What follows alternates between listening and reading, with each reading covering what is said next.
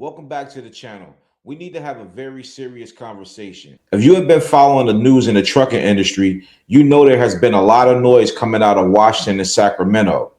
You have heard about the fights over emissions. You have heard about the fights over contractor laws like AB5. What I'm talking about on this video makes those issues look small.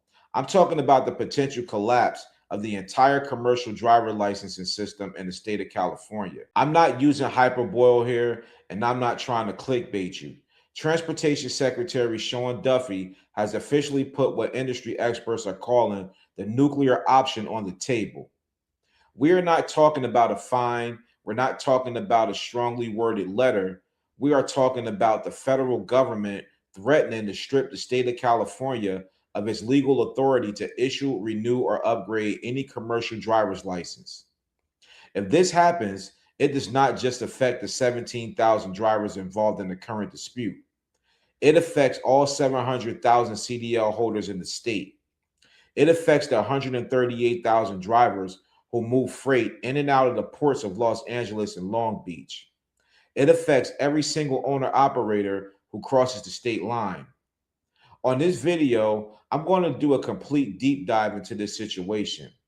I'm going to break down exactly what the laws say. I'm going to look at the specific statute, Title 49 of the U.S. Code, that gives Secretary Duffy his power. I'm going to analyze the domino effect that this will have on the national supply chain. And most importantly, I'm going to talk about what you need to do right now if you are a carrier or a driver operating in the Golden State. This is a complicated story, but by the end of this video, you will understand exactly what is at stake. So let's get into it. First, let's define terms. What exactly is the nuclear option? In the world of transportation regulation, the federal government is the ultimate boss. The Federal Motor Carrier Safety Administration, the FMCSA, sets the standards, and the states are just the administrators. Think of the state DMV as a franchise, and the FMCSA is the corporate headquarters. If the franchise stops following the corporate rules, headquarters can shut them down. That is exactly what is happening here. Under 49 U.S.C. Section 31312 and 49 CFR Section 384405, the Secretary of Transportation has the authority to decertify a state CDL program. Decertification is the death penalty for a state DMV. If California is decertified, they are prohibited from performing any CDL transactions. They cannot issue a new license to a student who just passed their test. They cannot renew a license for a veteran driver whose card is expiring. They cannot upgrade a Class B license to a Class A, and they cannot even transfer a license from another state. The system essentially freezes. Now, you might be thinking, okay, but what about the licenses that are already out there? I have a valid CDL in my wallet right now. They can't come take it from me, right? Technically, no. They aren't going to come to your house and confiscate your card, but, and that is a massive but, the value of that card depends on other states recognizing it. If California is declared non-compliant by the federal government, other states like Arizona, Nevada, Oregon, Texas are not legally required to recognize California credentials. Imagine you are driving a load from Los Angeles to Phoenix. You cross the scale in Arizona. The officer runs your license. If the system flags California as a decertified jurisdiction, that officer could declare your license invalid for interstate commerce. You are placed out of service, the truck is parked, and the load sits. That is the nightmare scenario, and that is what Sean Duffy is threatening. So why is this happening? How did we get to the point where the feds are threatening to shut down the biggest state in the country? It all centers on non-domicile CDLs. For those who don't know, a non-domicile CDL is a license issued to a driver who lives in another country, usually Mexico or Canada, or a driver who is in the U.S. on a temporary work visa. Federal regulations are extremely strict about this. The rule is simple. The expiration date of that CDL cannot exceed the expiration date of the driver's legal presence documents. If your visa is good for 1 year, your CDL is good for 1 year. If your visa expires on June 1st, your CDL expires on June 1st. This is a safety issue. It ensures that we don't have people driving 80,000-pound trucks on our highway after their legal right to be in the country has ended. Well, last year, the FMCSA conducted a program review of the California DMV. And what they found was shocking. They found that California had been systematically violating this rule. They were issuing standard 5-year CDLs to drivers who only had 1-year visas. They were decoupling the license from the immigration status. In one case that Rob Carpenter from FreightWaves highlighted, California issued a CDL to a driver from Brazil. This driver had passenger and school bus endorsements. His legal presence expired, but his California CDL was still valid for months afterwards. That means you had a driver who was technically in the country illegally, authorized by the state to drive a school bus. When Sean Duffy and his team saw this, they went through the roof. They identified about 17,000 of these improperly issued licenses.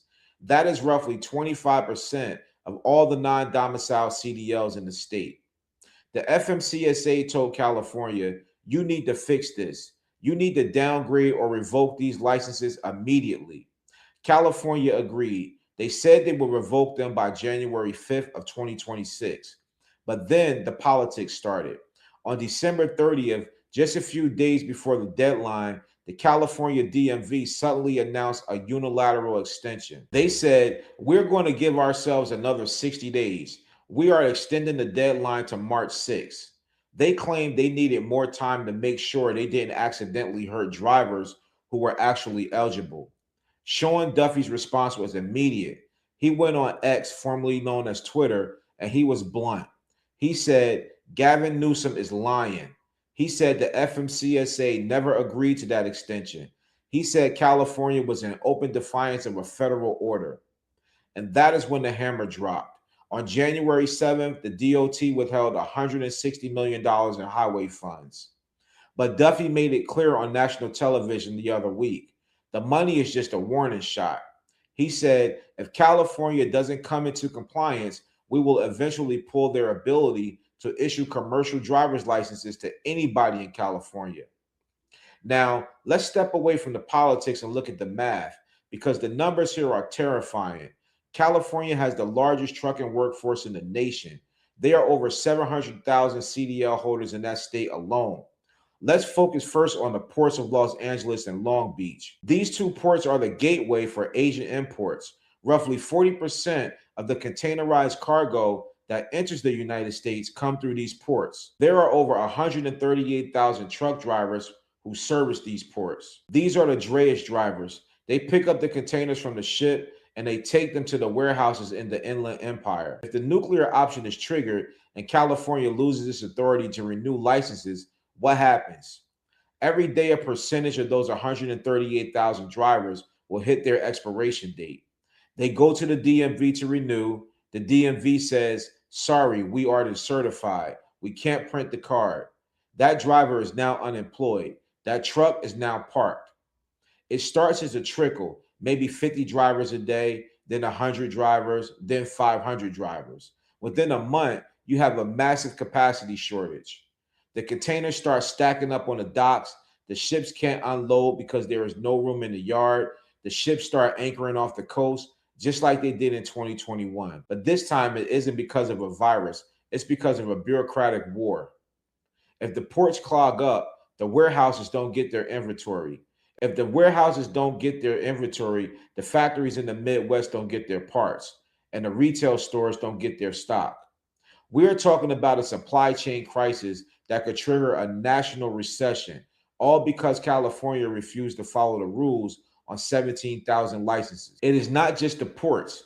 We have to talk about the Central Valley as well. California is the salad bowl of America. It produces a massive percentage of the nation's fruits, vegetables, and nuts. So who moves that produce? Truck drivers, many of whom are on these non-domicile CDLs, or our local owner operators who would be caught in the decertification net. If those trucks stop moving, the crops rot in the field.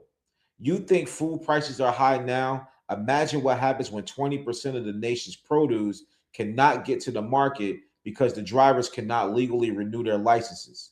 We are talking about empty shelves in the grocery stores in Chicago, in New York, in Atlanta, and also your state. The ripple effect is instant. Now, let's talk about the over the road drivers, the long haulers. This is where the legal uncertainty gets really dangerous.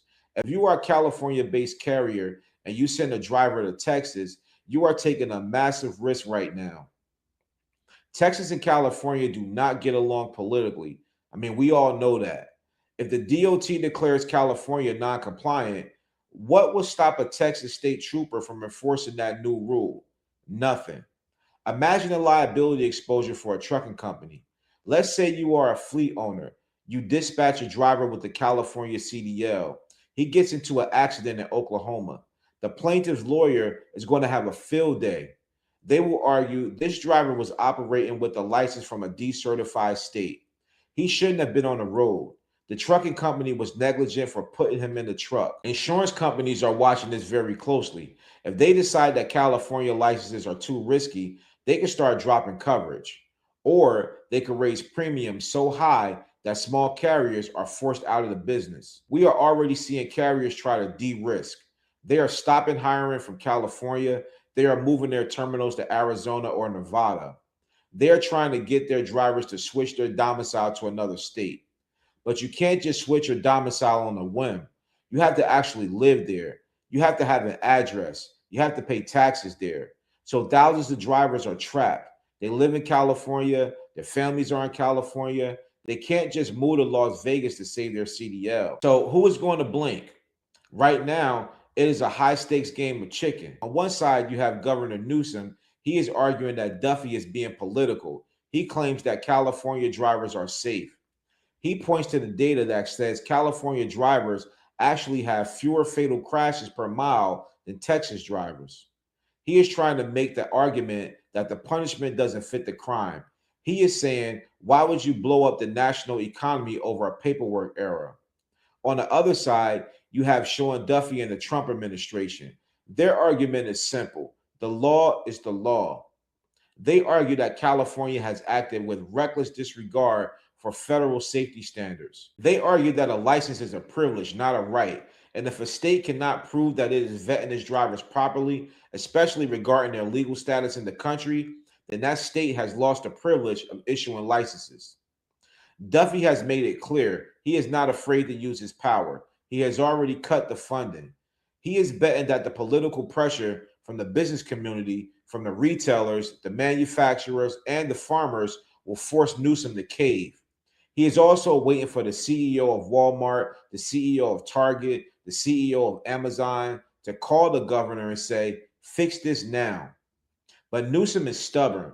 He might try to drag this out in court. The problem is the courts move slow. The expiration dates on these licenses move fast. Every day that they fight, another batch of drivers lose their authority. So what should you do?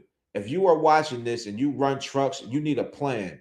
So here's my advice based on what risk management experts are saying. Number one, audit your drivers. Do not assume your files are correct. Go through every single driver file today. Identify anyone with a California CDL. Check their expiration dates. If you have anyone with a non-domicile CDL, codes H, X, or V restrictions, pull their file aside. Verify their legal presence document. Do their visa dates match their license dates? If they don't, you have a liability bomb in your fleet. Number two, diversify your domicile. If you are a large fleet and you have the ability to base drivers out of other states, then do it. If you have a terminal in Phoenix or Reno, start hiring there. Reduce your exposure to California-based paper. Number three, prepare for rate volatility. If this nuclear option actually happens, or even if the threat just continues, capacity is going to tighten. Rates for loads originating in California are going to go up, but it will be danger money. You will be getting paid more because you are taking the risk of getting stuck or getting hassled by enforcement. If you are an owner operator from out of state, think carefully before you book a load into the blast zone. Make sure the rate justifies the risk. Number four, Watch the renewal dates. If you are a California driver and your license expires in the next 6 months, go to the DMV now. Do not wait until your birthday. Try to renew early. If the system is still online today, use it. Lock in that new expiration date before the feds potentially pull the plug. This is an unprecedented situation. We have never seen a showdown like this in the history of the Department of Transportation. Usually these things are settled quietly in back rooms, but this time it is playing out on cable news and social media. The nuclear option is real. It is on the table. Sean Duffy has his fingers on the button, and Gavin Newsom is daring him to press it. The people caught in the middle are us, the truckers, the people who actually move this country. We are the ones who will lose our jobs. We're the ones who will be stranded at the way stations. Just to let you know, I will be monitoring this situation every single hour. If the DOT issued a formal decertification order, I will break in with an emergency update. But for now, stay vigilant, keep your paperwork tight, and do not take anything for granted. This is not a drill. This is the new reality of trucking in 2026. I want to know what you think. Is Duffy right to hold the line on the law, or is the risk to the economy too great? Should California be punished for these 17,000 licenses, or is this government overreach? Drop a comment below because I read every single one of your comments. And make sure you smash that like button, share this video, subscribe to the channel, and turn on your post notifications so you know when I drop another video. And if you're trying to get into the final mile box truck game, check out my free course on YouTube. The link is in the description box below. Also, check out the video below on the screen where I talk about the PXM bridge truth and why the DOT enforcement is failing. On this video, I cover the PXM bridge crisis, the anatomy of the bridge strike, and why self-reporting is failing our infrastructure, and more. Once again, I'm Marcellus with Trucker with NBR. I want to thank you for watching this video. Stay safe out there, and I'll see you on the next video.